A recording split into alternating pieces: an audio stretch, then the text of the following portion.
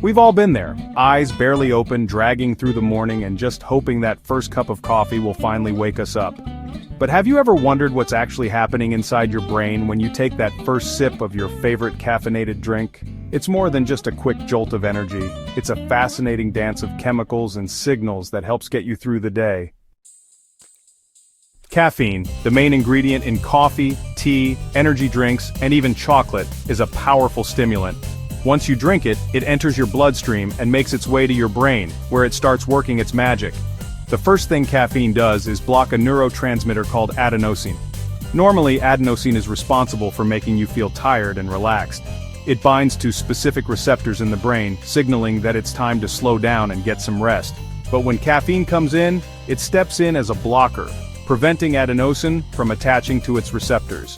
This tricks your brain into thinking that it's time to stay awake and alert, which is why you feel more awake after that cup of coffee. But that's just the beginning. As caffeine blocks adenosine, your brain starts releasing more dopamine and norepinephrine, two chemicals that make you feel energized and focused. Dopamine, the same chemical released when you enjoy something pleasurable, gives you that satisfying, feel-good sensation. Meanwhile, norepinephrine, which is part of your body's fight-or-flight response, boosts your alertness, heart rate, and blood pressure. This makes you feel more awake, more focused, and even ready to take on a challenge. Now, while moderate amounts of caffeine can improve concentration and reaction time, too much of it can lead to side effects like anxiety, jitters, and an increased heart rate. If you've ever felt your hands shaking after one too many cups, you've probably experienced this firsthand. Regular caffeine consumption can also lead to tolerance, which means your body gets used to it over time. You might need more and more caffeine to feel the same effects, which can make it tricky to cut back. Another important thing to keep in mind is caffeine's half-life. It stays in your system for a while. It takes about 3 to 5 hours for your body to eliminate half of the caffeine you've consumed, which means that if you drink coffee late in the day, it can mess with your sleep and impact your ability to rest.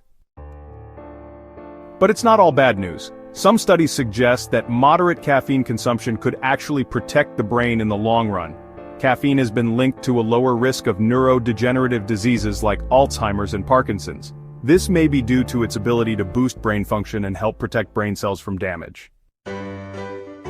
So the next time you reach for that cup of coffee or energy drink, remember that caffeine isn't just a quick fix.